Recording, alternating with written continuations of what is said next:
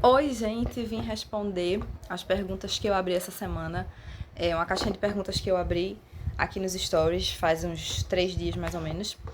E hoje eu vim responder. Eu dividi em 4 temas, assim, porque na verdade houve muita pergunta que se repetiu no mesmo assunto. Então eu não vou responder uma por uma. Eu vou ler quase todas, mas eu vou responder de uma vez de acordo com aquele tema. Vou começar a ler agora o que as pessoas escreveram lá na caixinha, como cada um deles escreveu de acordo com o que ele enxerga que é a maior dificuldade na vida de cristão. Uma pessoa colocou lá, se manter firme. Outra pessoa escreveu, continuar fiel mesmo nas adversidades. E uma outra pessoa escreveu assim, dividiu em 2 caixinhas. Eu ando bem distante das coisas de Deus, não faço nada de errado, mas muitas coisas foram me entristecendo e eu fui me afastando sem perceber. E hoje em dia eu não faço nem o meu devocional. Primeiro eu queria falar sobre a questão de se manter firme, né? Quando eu li essa caixinha, eu acho que foi uma das que me fez mais pensar. Foi uma pequena frase, acho que foi a menor frase que escreveram. E eu fiquei pensando bastante sobre isso, sabe? Fiquei pedindo para Deus me direcionar acerca do que responder. E na verdade não tem mistério, não tem segredo, não tem fórmula mágica. Sair do muro, se reafirmar, afirmar para si mesmo. O que é que eu quero seguir? Eu quero seguir a Jesus ou eu quero seguir o mundo? Não, eu sei, claro que eu quero Jesus, né? Senão eu não tava dizendo que essa é a minha dificuldade. Então, ok, saia do muro. Afirme dentro de você mesmo. É isso que eu quero seguir. É isso que eu sou. Eu sou cristão, eu sirvo a Jesus. O mundo não é o meu lugar. Eu estou caminhando para as mansões celestiais. Então não tem fórmula mágica. É se portar como tal, como herdeiro das mansões celestiais e não como escravo do pecado. É claro que eu sei que existem as tentações, existem as coisas que vão nos distanciar, que tentam nos distanciar de Deus, existe aquilo que vai tentar atrair através dos prazeres que o inimigo lança. Mas quando a gente tem firme a nossa convicção de que quer servir a Jesus, isso faz com que a gente consiga manter os olhos nele, mesmo quando vem as tentações, porque é aí que a gente vai colocar em prática o que a Bíblia fala pra gente fazer, né? Fugir do mal, orar, pedir forças a Deus. Então, é isso, é ser firme. Eu quero seguir, então eu quero seguir. Então eu vou buscar força em Deus se eu tô fraco, eu vou orar, eu vou pedir Deus me ajuda, me dá força, coloca em mim um amor que eu nunca tive, me desperta pra ti, mas não tem fórmula mágica. É sair do muro mesmo. E para essa pessoa que colocou essa frase, eu ando bem distante das coisas de Deus, não faço nada de errado, mas muitas coisas foram me entristecendo e eu fui me afastando sem perceber. Atire a primeira pedra a pessoa com quem isso nunca aconteceu, né? Isso acontece mesmo na nossa vida. Já aconteceu comigo, não só uma vez, já aconteceram várias vezes, em várias fases diferentes da minha vida. Inclusive, não faz muito tempo que eu saí de uma situação dessa, assim, que eu tava um pouco entristecida com algumas coisas que eu estava vendo e não estava concordando. E aí, conversando, né, com irmãos, amigos da igreja, eu, minha esposa, a gente conversando sobre essas coisas, e aí um irmão falou algo que era uma coisa que eu já fazia antes, e quando eu passei recentemente novamente por uma situação dessa, de ficar entristecida com coisas que a gente vê de errado, e aquilo, quando a gente tira os olhos, né, de Jesus, e a gente começa, sem querer, a olhar essas coisas que nos entristecem, a dar ouvido às pessoas que dão lugar ao inimigo e falam coisas que nos entristecem. Quando a gente tira o olhar daí, a gente meio que se perde, vai se entristecendo e perde a motivação de buscar Deus. Daqui a pouco, quando a gente menos espera, a gente tá frio. E aí, voltando, né? E aí esse irmão falou assim: ore, peça a Deus para você voltar ao primeiro amor, peça a Deus para ele colocar novamente no seu coração o amor pelas almas que você tinha. E aí eu voltei para casa com aquela palavra no meu coração e eu coloquei em prática.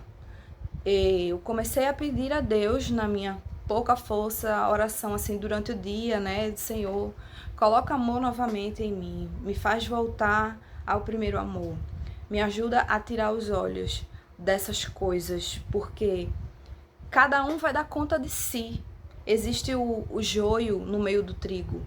Então não cabe a nós ficar dizendo, ah, meu Deus, então não quero mais ser crente, como tem gente que usa como desculpa, né? Ah, não quero mais ser crente porque na igreja tem muita gente errada. Sim, mas cada um vai dar conta de si. Se aquela pessoa tá errada, aquela pessoa vai dar conta do que ela tá fazendo.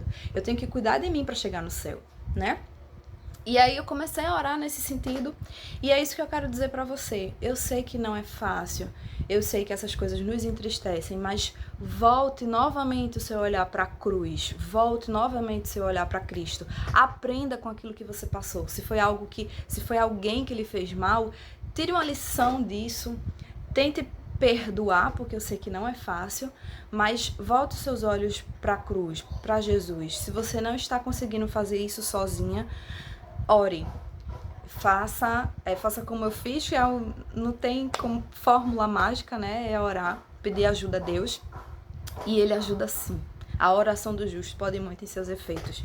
E eu queria ler aqui alguns versículos que estão no livro de Hebreus, o capítulo 12, o versículo 1 e o 2, mas o versículo 1 eu só vou ler a frase final, e aí já vou emendar com o versículo 2, que diz assim: corramos com perseverança a carreira que nos está proposta, olhando firmemente para o autor e consumador da fé, Jesus, o qual, em troca de alegria que lhe estava proposta, suportou a cruz, não fazendo caso da ignomia, está assentado à destra do trono de Deus. Então corra com perseverança a carreira que está proposta para você, o chamado e aquilo que Deus já colocou no seu coração, olhando para Jesus. Esses momentos vêm, esses momentos acontecem, sim, mas o segredo é esse, é olhar para Jesus e seguir em frente. E outra dificuldade enfrentada, ir à igreja com frequência. Outra pessoa colocou assim: manter a leitura da Bíblia, que eu vou falar, isso aqui choveu. Manter a leitura da Bíblia e ir à igreja com frequência também se repetiu. E eu gosto dessas coisinhas, que eu gosto de dar umas dicasinhas bem práticas. Quem acompanha o podcast, quem escuta os episódios que eu posto lá no podcast, já deve ter ouvido eu dar várias diquinhas assim, bem práticas do dia a dia, que parece tão bobo, mas quando coloca em prática, dá super certo. E eu vou dar uma diquinha sobre isso aqui em relação à frequência da igreja. Mas antes eu também queria contar um exemplo pessoal que aconteceu comigo, né? Ainda está acontecendo, estou em processo disso, né? Eu nunca pensei que eu fosse chegar numa fase da minha vida assim, que eu ia ter essa dificuldade com frequência na igreja. Isso não a vida toda, né? Quando a gente é criança, a gente vai quando os pais vão, né? Eu tô falando assim, a partir da adolescência, quando eu comecei a me envolver mais com as coisas da igreja. Então, frequência, pela graça e a misericórdia de Deus, não é porque eu era boa e maravilhosa, não. É porque Deus que derramava isso mesmo, e eu sou eternamente grata a Ele por isso. Até hoje, foi a melhor fase da minha vida, assim. Adolescência e juventude na igreja. Então, não era problema. Eu lembro que eu escutei pessoas falarem pra mim assim: ah, menina, tu é rato de igreja, sai de dentro da igreja, meu Deus.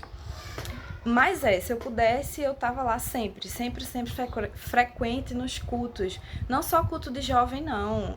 Doutrina, culto de oração. E graças a Deus, literalmente, eu tinha prazer nisso. E aí veio o casamento e logo depois de alguns meses eu descubro que eu estava carregando Ágata no meu ventre. E aí nasceu Ágata, né? E desde então nada foi igual em relação à igreja. Na verdade, eu estou agora, depois de 3 anos, que ela está com 3 anos, tem criança que eu sei que é diferente, que são mais calmas, ou então tem mães que são um pouco mais pacientes e conseguem levar de boa com isso. Não é o meu caso, nenhum dos dois. Nem Ágata é calma, e nem eu sou aquela mãe que fico ali vendo a criança inquieta e isso fica bom pra mim. Na verdade, foi extremamente frustrante os 2 primeiros anos. Eu vim começar a relevar um pouquinho mais agora. E olhe lá, viu? Acho que nem considero relevar nada, não. Porque um dia desse eu ainda estava estressada aqui porque eu não consegui cultuar na igreja, porque ela queria andar na igreja e eu não deixo, né? Então, assim, foi um choque muito grande pra mim. Inúmeras vezes eu cheguei em casa chorando porque eu não consegui cultuar. Aí antes que vocês pensem, mas cadê o pai da criança? O pai da criança, na maioria das vezes, está ocupado. Ele coopera na igreja, né? Ele participa, então ele fica lá, às vezes como porteiro na porta, às vezes está no púlpito. Na maioria das vezes ele está fazendo alguma coisa. É raro ele estar sentado assim no culto só cultuando, né? O culto inteiro. Então, na maioria das vezes, ela fica comigo porque ele está ocupado. Então é isso que acontece. Não é fácil, foi uma reviravolta muito grande. E o momento que eu fiquei mais em crise em relação a isso, assim, de ficar muito mal, de chorar. Eu gesticulo muito, né? Continua. Foi quando eu percebi que eu precisava tomar uma postura em relação ao que eu estava vivendo. Ela é um bebê, ela está crescendo, não tem como pular essa fase. Eu tenho duas opções: ficar surtado o tempo inteiro ou encontrar uma solução e entender que é uma fase e que vai passar. Então, até hoje eu não tenho a frequência que eu tinha antes. Até hoje eu não tenho. Eu evito, tem dia que eu vejo quando ela tá muito assim agitada em casa, aí eu penso, isso não vai dar certo no culto hoje, eu não vou. E não vou. Então isso ainda acontece muito, mas aos poucos estamos voltando à medida que ela vai crescendo. Se é o seu caso, se você é mãe e tá passando pelo mesmo, é isso, vai ter dias que a gente vai chorar, a gente vai ficar muito mal. Aconteceu semana passada, eu fiquei super mal, chorei porque ela queria correr, brincar, pular, mexer no celular, queria fazer tudo. E eu fiquei extremamente mal, voltei pra casa super mal, acabei não indo pro culto no domingo seguinte. Recente isso. Mas eu tô vivendo um dia de cada vez porque a gente precisa entender que são fases, né? E em relação à frequência nos cultos, para quem não é mãe e que o problema não é uma criança, aí é que entra as diquinhas que eu amo dar, porque são coisas do nosso dia a dia que parece tão bobo, mas quando a gente começa a colocar em prática a gente vê que não é. Eu sempre, não todas as vezes, mas de vez em quando eu posto nos stories que o culto começa em casa. Quem olha de vez em quando meus stories já deve ter visto essa frase. Eu coloco lá sempre: o culto começa em casa, vamos adorar, vamos conectar com Deus. E aí eu coloco uns louvores. Não é todas as vezes que eu faço isso também aqui na minha vida. Não é todos os dias que eu faço isso, não é toda vez que tem culto. Mas eu gosto de sempre fazer isso. De começar a conexão com Deus antes de sair de casa. E, gente, eu vou dizer pra vocês, é surreal a diferença. E aí eu, de tanto postar isso, outro dia uma amiga minha, eu não vou falar o nome dela porque eu não sei se ela gostaria que eu falasse, ela me mandou uma mensagem dizendo que estava começando a fazer isso, que estava começando a colocar uns louvores no YouTube para tocar na televisão e que ela realmente estava notando a diferença. Aí eu falei pra ela assim: menina, é ótimo, eu me sinto como se eu estivesse indo para um congresso. Aí ela disse: não, eu não sinto como se fosse um congresso, mas realmente é muito melhor. Cada um vai ter essa experiência, né? Pra mim, eu acho que é porque eu meio que volto no tempo, né? Eu fico, lembrando da época de jovem e tal. Então façam isso. É dia de culto na sua igreja. Conecte-se. Se conecte com Deus antes do horário do culto. Desliga o desenho da criança. Desliga o filme. Coloca lá uma playlist das músicas que você gosta de ouvir. Se é um dia que você tá vindo do trabalho e para poder ir pro culto vai ter que passar direto do trabalho para casa, tá aquele corre-corre, tá cansado, faz a mesma coisa. Vem no ônibus, vem no carro, já vem se conectando. Não é só colocar para tocar, né? É se conectar com Deus antes do culto. Então começa ali, entra no clima do culto, entra no clima da adoração antes de estar no culto. Isso é uma coisa que precisa, se tá ruim demais, se sua frequência tá muito ruim no culto, né, nos cultos da sua igreja, se você tá sem força de ir pra igreja, então faça isso com frequência. Não vai ser uma coisa que de uma hora para outra vai dar resultado, assim, não. E aí, aos pouquinhos, você vai acrescentando coisas, né? Porque se não é um costume, para se tornar costume, também não vai enfiar tudo de uma vez. Se você conseguir, tudo bem, mas se não, aos pouquinhos você vai acrescentando. Não só coloca o louvor, Coloca o louvor, senta e pega a Bíblia, vai ler algo, vai ler uma passagem da Bíblia, ao mesmo tempo que o louvor vai tocando. E quando você menos esperar, você vai estar super ansioso para chegar no culto, e isso vai lhe ajudar. Se você fizer, me conta depois, vem aqui no direct, manda uma mensagem, porque eu quero muito saber, porque eu gosto muito de contar também os testemunhos que estão acontecendo, que acontecem comigo, que acontecem com vocês, que vocês me falam. Terceiro tema dessa caixinha, estamos já chegando no final, continua por aí, tá? Calma, calma, calma. Foi o seguinte, vou ler o primeiro. Tudo é difícil. Amar ao inimigo, perdoar quem nos ofendeu, tudo. Segunda caixinha colocaram assim: amar os atribulados. E outra pessoa colocou: suportar o irmão que acha que é mais santo do que você. É outra coisa também que quem nunca passou, que atire a primeira pedra. Suportar quem nos ofendeu, perdoar, conviver com as pessoas, né, na igreja ali, que só a misericórdia de Jesus, que ainda estão aprendendo a ser crente e fazem muita coisa errada aí que nos machuca. A mesma questão eu aplico para suportar o irmão que acha que é mais santo do que você. Eu acho que uma pessoa dessa também é extremamente imatura espiritualmente. Então eu vejo também como aquela pessoa que ainda está precisando aprender, ainda está sendo moldada, entra na mesma questão ali dos atribulados que colocaram aqui. Acho que é uma coisa também que todo crente vai passar em algum momento da vida, né? Convivendo ali, porque a igreja é composta por pessoas. Cada pessoa tem um jeito, cada pessoa é diferente da outra, cada pessoa teve uma cultura, aprendeu, veio do mundo com costumes errados. E isso vai sendo moldado aos poucos. Os que se permitem ser moldados, porque tem aqueles que estão ali no meio, o joio, né? E que na verdade nem sabe mesmo porque tá, só tá ali incomodando e nem ele mesmo se conserta e ainda atrapalha os outros, infelizmente, né? Vamos orar por essas pessoas. Então, né, o que fazer, né? Lá vem eu novamente com o exemplo da vida. Sim, já aconteceu comigo e foi uma fase, assim, bem ruim, assim. Tinha hora que eu chegava triste em casa, eu não queria fazer o que eu ia fazer, eu não queria fazer mais por conta dessas pessoas. E eu fui me entristecendo muito e aquilo era um incômodo, não tem outra palavra, né? Era um incômodo constante. E sempre que eu chegava em casa, assim, e falava disso, meu pai era vivo ainda, era jovem ainda, não tinha nem casado. Meu pai sempre falava assim: suporte os mais fracos. E, na verdade, as pessoas que estavam me incomodando nessa época, eu não via elas como pessoas mais fracas. Porque a gente pensa o mais fraco até como uma pessoa nova convertida, que ainda está aprendendo, e não é. Às vezes é uma pessoa que já é antiga na igreja, mas tem costumes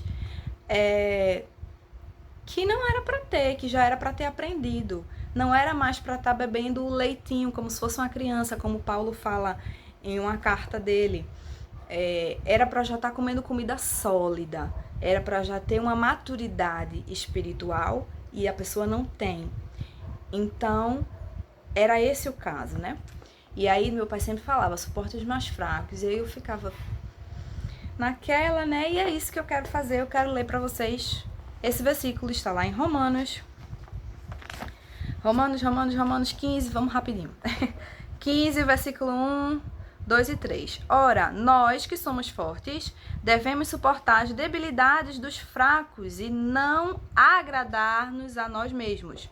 Portanto, cada um de nós agrade ao próximo no que é bom para a edificação, porque também Cristo não se agradou a si mesmo, antes, como está escrito: as injúrias do que te ultrajavam caíram sobre mim.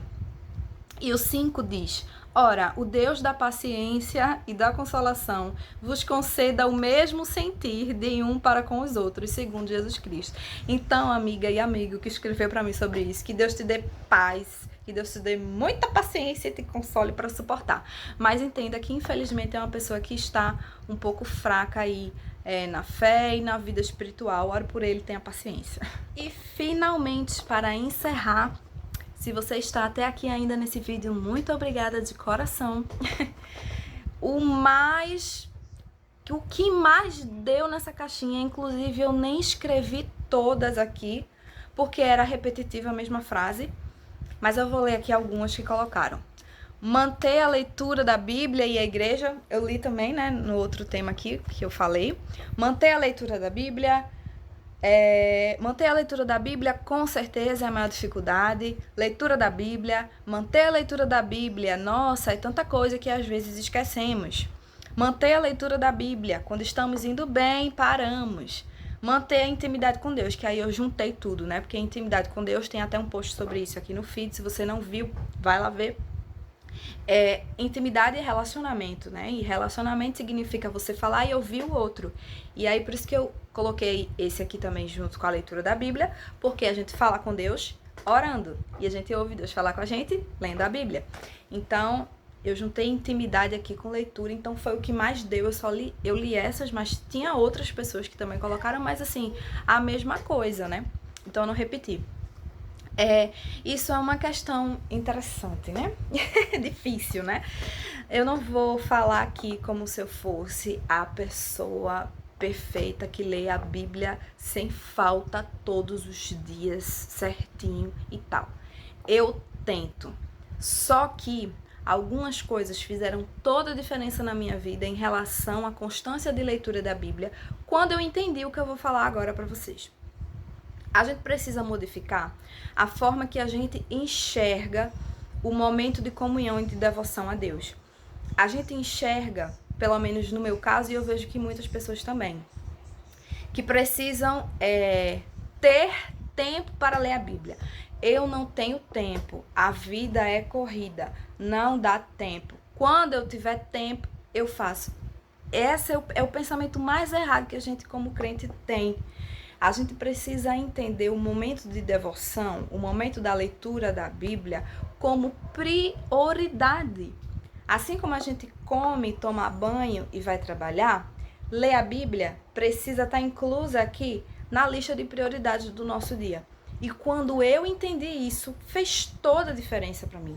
Porque se antes eu passava, sei lá, meses para conseguir ler mesmo aquilo, né, com afinco, hoje em dia, mesmo acontecendo muito de eu não conseguir manter diariamente, eu tenho uma constância aí hoje, com a graça e a misericórdia de Deus, porque nada vem de mim, a gente não tem nada, é tudo Ele que dá, assim, eu tenho plena convicção que é Ele que dá e eu sou eternamente grata a Ele por isso.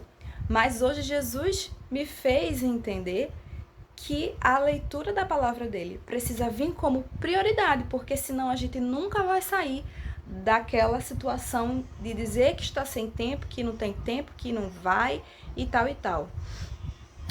Assim como o nosso corpo, ele precisa da comida para se alimentar, para ficar de pé, para caminhar, para fazer tudo, para ter saúde, a nossa alma precisa se alimentar da palavra de Deus para ter saúde espiritual, para continuar, para seguir, para chegar no céu, para saber como, para a gente saber como viver aqui na Terra.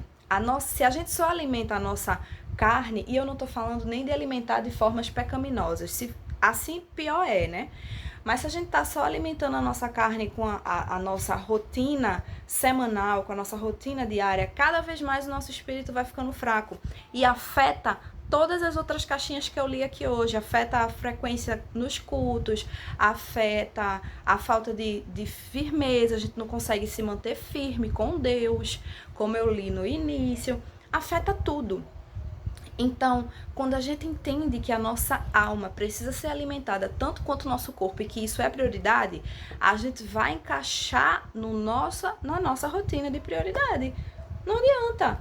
Como é meu dia? É uma loucura, eu acordo muito cedo, eu trabalho o dia inteiro, eu chego em casa muito cansada e vou dormir. Vou pegar um extremo, porque eu sei que não é todo mundo que é tão assim. Mas deve ter um ou outro que tem uma rotina assim. Tá, mas nessa rotina do teu dia não tem 10 minutos que tu senta assim e fica sem fazer nada? Não tem uma hora que tu passa assim meia hora seguida no teu celular só vendo besteira? Eu tenho certeza que tem. Faça uma retrospectiva aí que você vai ver que tem. E mesmo que não tenha, existem hoje formas da gente ler a Bíblia, até de ouvir a Bíblia. Uma das formas é por aplicativos de Bíblia, que a gente tem até como ouvir a Bíblia falada. Não é o essencial, não é a forma que a gente deve fazer. A gente precisa sentar e ler mesmo a palavra de Deus. Mas se você não está encontrando realmente 5 minutos no seu dia para dedicar a Deus e para alimentar a sua alma, tenta algum recurso, mas não fica distante de forma que você vai se alimentar de informação do mundo o tempo inteiro. Informação de Deus é praticamente zero. Então tenta de alguma forma, mas a gente precisa primeiro. Eu poderia dar milhões de dicas aqui de devocional, mas eu não vou ficar repetitiva. Já tem aqui no feed um post sobre isso. Tem um episódio no podcast, o link tá aqui na bio, você vai ver lá. Dicas para fazer um bom devocional, algo assim, nem eu lembro. Mas tem algo assim lá, você vai ver, não vai se perder não, porque o título é bem fácil de você entender que é isso. Tem muitas dicas nesse episódio, muito mais do que o post do feed que eu postei aqui. Não vou ficar dando dicas sobre isso. Eu só quero que vocês entendam que leitura da Bíblia é prioridade. Então não espere o tempo aparecer. Faça o tempo acontecer. Marque na sua agenda, coloque alarme no seu celular. Hora da leitura da Bíblia vai ser tal. Coloque o celular para alarmar, porque senão a gente não lembra. E aí não vai passar despercebido. Vai ser como um horário, um alarme para tomar um remédio. Sabe? Quando a gente precisa tomar um remédio por algum período de tempo, e se a gente não colocar um alarme, a gente esquece. É o remédio da sua alma, é a palavra de Deus. Então entenda, realoque essa prioridade dentro do seu dia, dentro daquilo que é importante na sua vida, que tudo vai mudar. Mesmo aquele dia que a gente não tem tempo para nada realmente, que às vezes a gente nem come, quanto mais sentar para conseguir ler, acontece. Mas, de um modo geral, na sua vida você vai estar constante na leitura. É claro que um dia ou outro vai acontecer isso. Tem aquele dia que não dá tempo de nada. Tem aquele dia que a gente tá meio desanimado. Tem, gente, acontece o tempo inteiro, tá? A gente é normal, a gente não é robô. Mas, de um modo geral, se você realoca essa prioridade da leitura da Bíblia, você vai olhar para sua vida e vai perceber. Tudo bem, faz uns 2 dias seguidos que eu não leio, mas prestando bem atenção, já tem umas 2 semanas que eu tô bem constante na leitura. Então é isso que faz toda a diferença. Se você chegou até aqui, muito obrigada. Desculpe os erros, os exageros, o mexe-mexe, porque eu não consigo falar quieta. E se gostou, curte. Se gostou muito, compartilha. E muito obrigada.